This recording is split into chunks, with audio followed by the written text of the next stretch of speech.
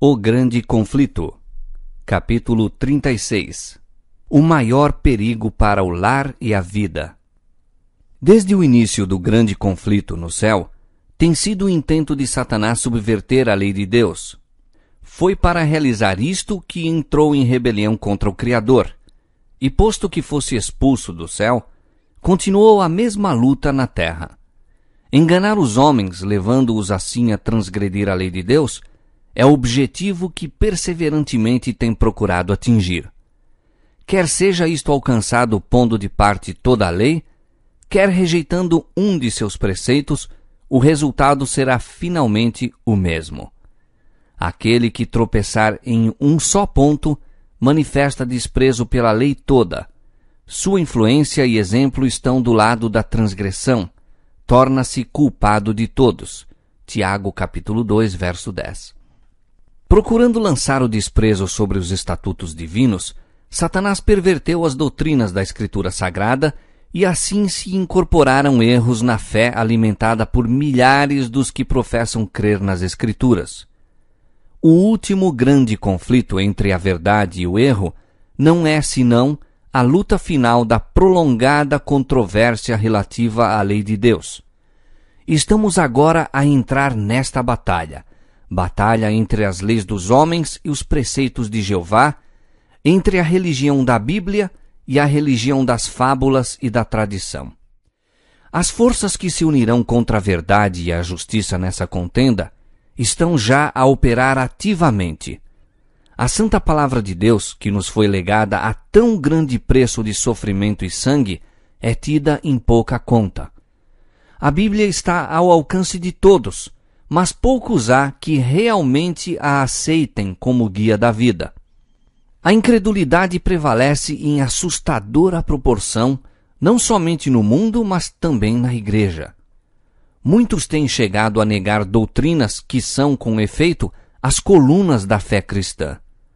Os grandes fatos da criação, conforme são apresentados pelos escritores inspirados, a queda do homem, a expiação, a perpetuidade da lei de Deus, são praticamente rejeitados, quer no todo, quer em parte, por vasta proporção do mundo que professa o cristianismo. Milhares que se orgulham de sua sabedoria e independência consideram como prova de fraqueza depositar implícita confiança na Bíblia. Acham que é prova de talento e saber superiores cavilar a respeito das Escrituras Sagradas e espiritualizar e explicar evasivamente suas mais importantes verdades. Muitos ministros estão ensinando ao povo e muitos lentes e professores estão a instruir os estudantes que a lei de Deus foi mudada ou abrogada. E os que consideram suas reivindicações ainda como válidas, devendo ser literalmente obedecidas, são julgados merecedores apenas de ridículo e desdém. Rejeitando a verdade, os homens rejeitam o seu autor. Conculcando a lei de Deus, negam a autoridade do legislador. É tão fácil fazer um ídolo de falsas doutrinas e teorias como talhá-lo de madeira ou pedra. Representando falsamente os atributos de Deus, Satanás leva os homens a olhá-lo sob falso prisma. Para muitos, um ídolo filosófico é entronizado em lugar de Jeová, enquanto o Deus vivo, conforme é revelado em sua palavra, em Cristo e nas obras da criação, é adorado apenas por poucos. Milhares deificam a natureza, enquanto negam o Deus da natureza. Posto que, de forma diversa, existe hoje a idolatria no mundo cristão tão verdadeiramente como existiu entre o antigo Israel nos dias de Elias. O Deus de muitos homens que se professam sábios, de filósofos, poetas, políticos, jornalistas, o Deus dos seletos centros da moda, de muitos colégios e universidades, mesmo de algumas instituições teológicas, pouco melhor é do que Baal, o Deus Sol da Fenícia. Nenhum erro aceito pelo mundo cristão fere mais audaciosamente a autoridade do céu, nenhum se opõe mais diretamente aos ditames da razão, nenhum é mais pernicioso em seus resultados do que a doutrina moderna, que tão rapidamente ganha terreno, de que a lei de Deus não mais vigora para os homens. Toda nação tem suas leis que impõem respeito e obediência. Nenhum governo poderia existir sem elas. E pode-se conceber que o Criador dos céus e da terra não tenha lei para governar os seres que fez? Suponde que clérigos preeminentes estivessem a ensinar publicamente que os estatutos que governam seu país e protegem os direitos de seus cidadãos não são obrigatórios, que cerceiam a liberdade do povo e, portanto, não devem ser obedecidos. Quanto tempo seriam tolerados esses homens no púlpito? É, porém, ofensa mais grave desatender às leis dos estados e nações do que pisar os preceitos divinos que são o fundamento de todo o governo? Seria muito mais razoável que nações abolissem seus estatutos e permitissem ao povo fazer o que lhe aprovesse, do que o governador do universo anular sua lei e deixar o mundo sem uma norma para condenar o culpado ou justificar o obediente. Qual seria o resultado de abolir a lei de Deus? A experiência já foi feita. Terríveis foram as cenas perpetradas na França quando o ateísmo se tornou o poder dirigente.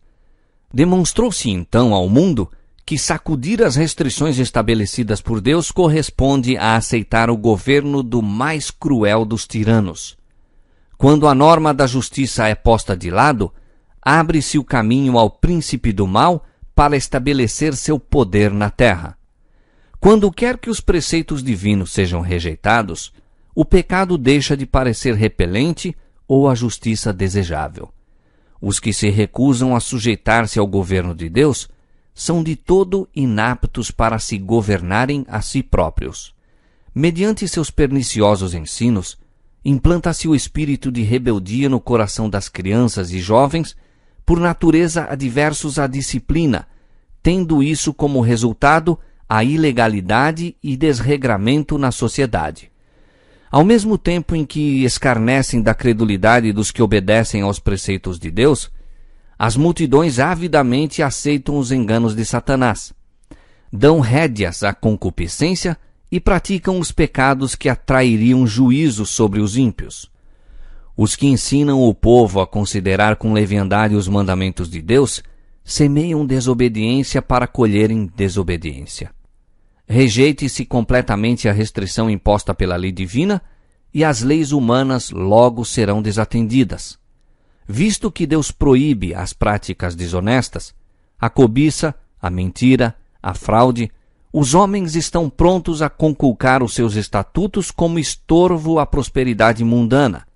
Não se dão conta, porém, dos resultados que adviriam de banir os preceitos divinos. Se a lei não estivesse em vigor, por que temer transgredi-la? A propriedade não mais estaria segura.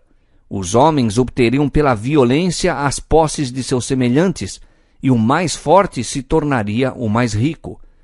A própria vida não seria respeitada. O voto matrimonial não mais permaneceria como o baluarte sagrado para proteger a família.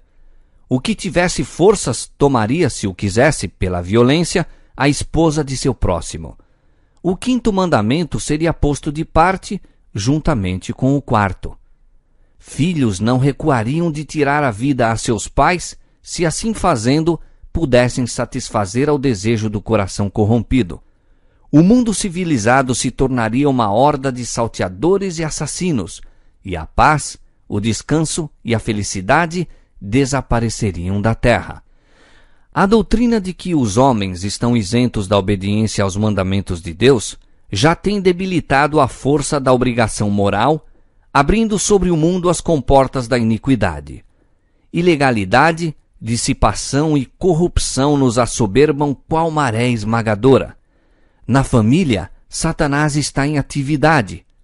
Sua bandeira tremula, mesmo nos lares que se professam cristãos.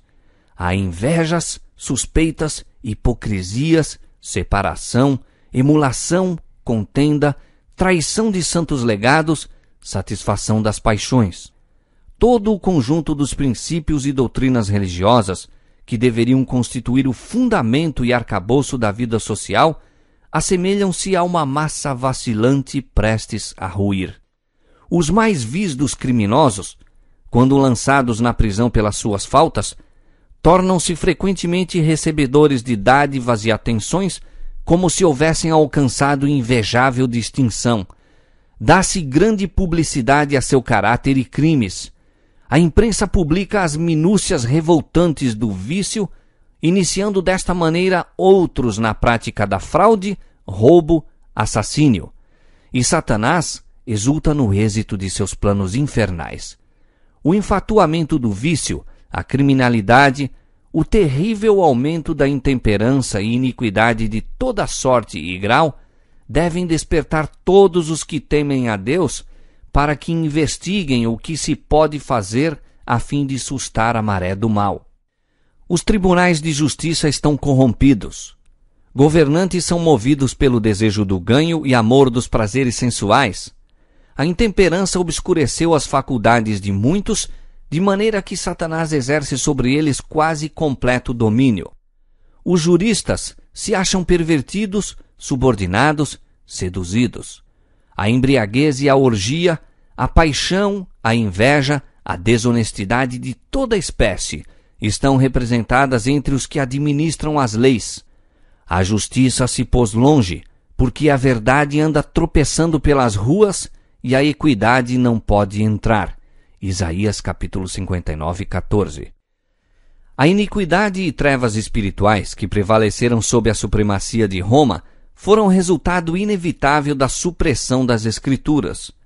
Onde, porém, se deve encontrar a causa da generalizada incredulidade, da rejeição da lei de Deus e consequente corrupção sob o amplo fulgor da luz evangélica numa época de liberdade religiosa? Agora que Satanás não mais pode conservar o mundo sob seu domínio, privando-o das Escrituras, recorre a outros meios para realizar o mesmo objetivo. Destruir a fé na Bíblia serve tão bem a seu propósito como o destruir a própria Bíblia. Introduzindo a crença de que a lei de Deus não mais vigora, leva os homens à transgressão de um modo tão eficaz como se fossem completamente ignorantes acerca de seus preceitos. E hoje, como nos séculos passados, está a operar mediante a Igreja a fim de favorecer os seus desígnios. As organizações religiosas da época têm recusado ouvir as verdades impopulares claramente apresentadas nas Escrituras e, combatendo-as, adotaram interpretações e assumiram atitudes que têm espalhado largamente as sementes do ceticismo. Apegando-se ao erro papal da imortalidade natural e consciência do homem na morte, rejeitaram a única defesa contra os enganos do espiritismo. A doutrina do tormento eterno tem levado muitos a descrer da Escritura Sagrada. E ao insistir-se com o povo acerca das reivindicações do quarto mandamento, verifica-se que a observância do sábado do sétimo dia é ordenada, e como único meio de livrar-se de um dever que não estão dispostos a cumprir, declaram muitos ensinadores populares que a lei de Deus não mais está em vigor.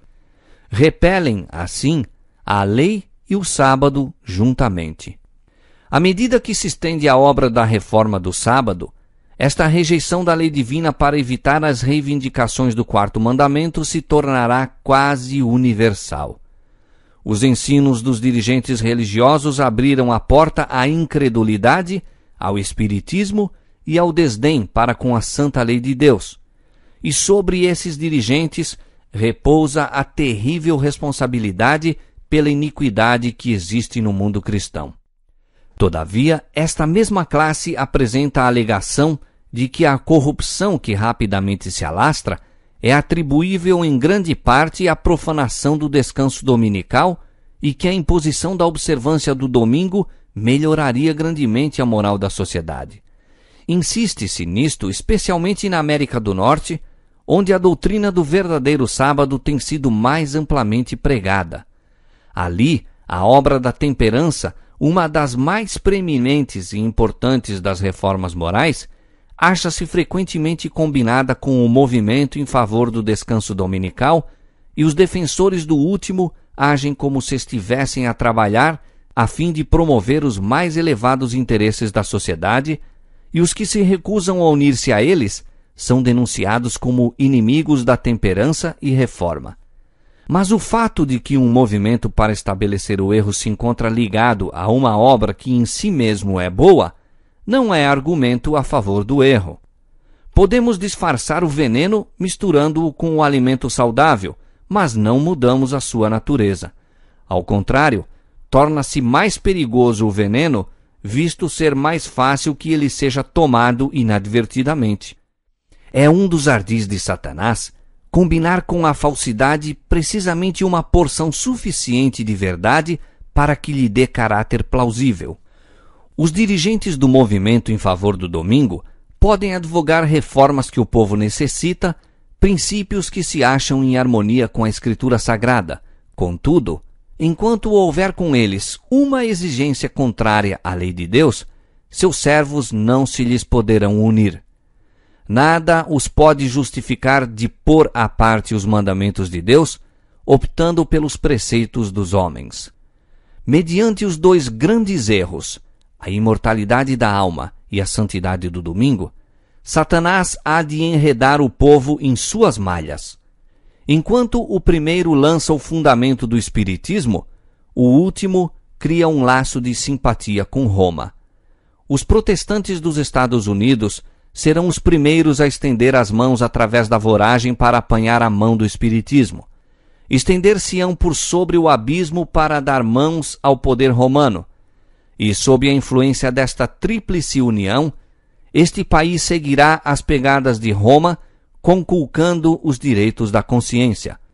Imitando mais de perto o cristianismo nominal da época, o espiritismo tem maior poder para enganar e enredar. O próprio Satanás está convertido conforme a nova ordem de coisas. Ele aparecerá no aspecto de anjo de luz. Mediante a agência do espiritismo, operar-se-ão prodígios, os doentes serão curados e se efetuarão muitas e inegáveis maravilhas. E como os espíritos professarão fé na Escritura Sagrada e demonstrarão respeito pelas instituições da Igreja, sua obra será aceita como manifestação do poder divino. A linha de separação entre cristãos professos e ímpios é agora dificilmente discernida. Os membros da Igreja amam o que o mundo ama e estão prontos para se unirem a ele, e Satanás está resolvido a uni-los em um só corpo e assim fortalecer sua causa, arrastando-os todos para as fileiras do espiritismo. Os romanistas, que se gloriam dos milagres como sinal certo da verdadeira Igreja, serão facilmente enganados por este poder operador de prodígios. E os protestantes, tendo rejeitado o escudo da verdade, serão também iludidos. Romanistas, protestantes e mundanos juntamente aceitarão a forma de piedade destituída de sua eficácia e verão nesta aliança um grandioso movimento para a conversão do mundo e o começo do milênio há tanto esperado. Por meio do espiritismo, Satanás aparece como benfeitor da humanidade, curando as doenças do povo e pretendendo apresentar um novo e mais elevado sistema de fé religiosa. Ao mesmo tempo, porém, ele opera como destruidor. Suas tentações estão levando multidões à ruína. A intemperança destrona a razão. Seguem-se a satisfação sensual, a contenda e a matança. Satanás deleita-se na guerra, pois esta excita as mais vis paixões da alma, arrastando então para a eternidade as suas vítimas engolfadas no vício e sangue. É seu objetivo incitar as nações à guerra umas contra as outras, pois pode assim desviar o espírito do povo da obra de preparo para estar em pé no dia de Deus. Satanás também opera por meio dos elementos a fim de enceleirar sua messe de almas desprevenidas. Estudou os segredos dos laboratórios da natureza e emprega todo o seu poder para dirigir os elementos tanto quanto o permite Deus. Quando lhe foi permitido afligir a Jó, quão rapidamente rebanhos e gado, servos, casas, filhos foram assolados, seguindo-se em um momento uma desgraça a outra. É Deus que protege as suas criaturas, guardando-as do poder do destruidor. Mas o mundo cristão mostrou desdém pela lei de Jeová, e o Senhor fará exatamente o que declarou que faria. Retirará suas bênçãos da terra, removendo seu cuidado protetor dos que se estão rebelando contra sua lei e ensinando e forçando outros a fazerem o mesmo. Satanás exerce domínio sobre todos os que Deus não guarda especialmente. Ajudará e fará prosperar alguns, a fim de favorecer os seus próprios intuitos. Trará calamidade sobre outros e levará os homens a crer que é Deus que os aflige. Ao mesmo tempo em que aparece aos filhos dos homens como o grande médico que pode curar todas as enfermidades, trará moléstias e desgraças até que cidades populosas se reduzam à ruína e desolação. Mesmo agora está ele em atividade. Nos acidentes e calamidades no mar e em terra, nos grandes incêndios, nos violentos furacões e terríveis saraivadas, nas tempestades, inundações, ciclones, ressacas e terremotos, em toda parte e sob milhares de formas, Satanás está exercendo o seu poder. Destrói a seara que está a madurar e seguem-se fome, angústia. Comunica ao ar infecção mortal e milhares perecem pela pestilência. Estas visitações devem tornar-se mais e mais frequentes e desastrosas. A destruição será tanto sobre o homem como sobre os animais. A terra pranteia e se murcha. Enfraquecem os mais altos dos povos. Na verdade, a terra está contaminada por causa dos seus moradores, porquanto transgridem as leis, mudam os estatutos e quebram a aliança eterna. Isaías capítulo 24, versos 4 e 5. E então o grande enganador persuadirá os homens de que os que servem a Deus estão motivando esses males. A classe que provocou o descontentamento do céu atribuirá todas as suas inquietações àqueles cuja obediência aos mandamentos de Deus é perpétua reprovação aos transgressores. Declarar-se-á que os homens estão ofendendo a Deus pela violação do descanso dominical, que este pecado acarretou calamidades que não cessarão antes que a observância do domingo seja estritamente imposta, e que os que apresentam os requisitos do quarto mandamento, destruindo assim a reverência pelo domingo, são perturbadores do povo, impedindo a sua restauração ao favor divino e a prosperidade temporal. Assim se repetirá com motivos igualmente bem definidos a acusação feita na antiguidade contra o servo de Deus. E sucedeu que, vendo Acabe a Elias, disse-lhe Acabe: És tu o perturbador de Israel? Então disse ele: Eu não tenho perturbado a Israel, mas tu e a casa de teu pai, porque deixastes os mandamentos do Senhor e seguistes a Baalim. 1 Reis capítulo 18, versos 17 e 18. Ao despertar-se a ira do povo por meio de falsas acusações, agirão para com os embaixadores de Deus de modo muito semelhante àquele que o apóstata Israel seguiu em relação a Elias. O poder operador de milagres, manifesto pelo Espiritismo, exercerá sua influência contra os que preferem obedecer a Deus a obedecer aos homens. Comunicações por parte dos espíritos declararão que Deus os enviou para convencer de seu erro os que rejeitam o domingo, afirmando que as leis do país deveriam ser obedecidas como a lei de Deus. Lamentarão a grande impiedade do mundo, secundando o testemunho dos ensinadores religiosos de que o estado de aviltamento da moral se deve à profanação do domingo. Grande será a indignação despertada contra todos os que se recusam a aceitar-lhes o testemunho. O expediente de Satanás neste conflito final com o povo de Deus é o mesmo que empregou no início da grande controvérsia no céu. Pretendia estar buscando promover a estabilidade do governo divino, enquanto secretamente aplicava todo o esforço para conseguir sua subversão.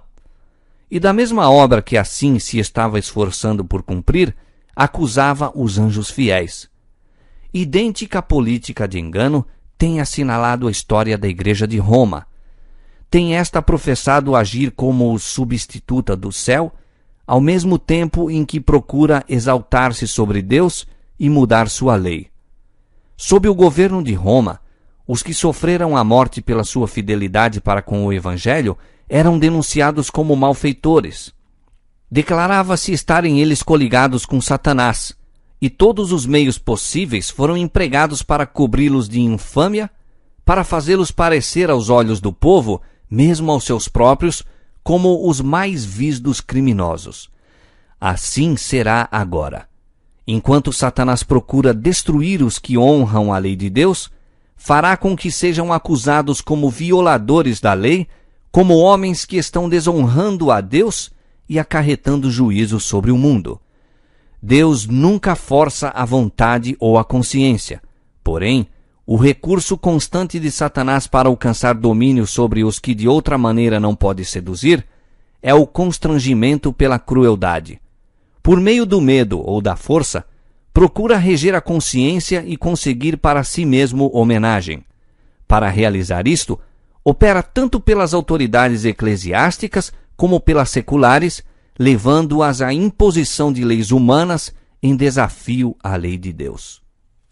Os que honram o sábado bíblico serão denunciados como inimigos da lei e da ordem, como que a derribar as restrições morais da sociedade, causando anarquia e corrupção e atraindo os juízos de Deus sobre a terra. Declarar-se-á que seus conscienciosos escrúpulos são teimosia, obstinação e desdém à autoridade. Serão acusados de deslealdade para com o governo. Ministros que negam a obrigação da lei divina apresentarão do púlpito o dever de prestar obediência às autoridades civis como ordenadas de Deus. Nas assembleias legislativas e tribunais de justiça, os observadores dos mandamentos serão caluniados e condenados. Dar-se-á um falso colorido às suas palavras. A pior interpretação será dada aos seus intuitos. Ao rejeitarem as igrejas protestantes os argumentos claros das Escrituras Sagradas, em defesa da lei de Deus, almejarão fazer silenciar aqueles cuja fé não podem subverter pela Bíblia. Embora fechem os olhos ao fato, estão agora a enveredar por caminho que levará à perseguição dos que conscienciosamente se recusam a fazer o que o resto do mundo cristão se acha a praticar e a reconhecer as pretensões do sábado papal. Os dignitários da Igreja e do Estado unir-se-ão para subornar, persuadir ou forçar todas as classes a honrar o domingo. A falta de autoridade divina será suprida por legislação opressiva. A corrupção política está destruindo o amor à justiça e a consideração para com a verdade, e mesmo na livre América do Norte, governantes e legisladores, a fim de conseguir o favor do público, cederão ao pedido popular de uma lei que imponha a observância do domingo. A liberdade de consciência, obtida a tão elevado preço de sacrifício, não mais será respeitada. No conflito prestes a se desencadear, veremos exemplificadas as palavras do profeta. O dragão irou-se contra a mulher e foi fazer guerra ao resto da sua semente, os que guardam os mandamentos de Deus e têm o testemunho de Jesus Cristo. Apocalipse capítulo 12, verso 17. Deus e têm o testemunho de Jesus Cristo. Apocalipse capítulo 12, verso 17.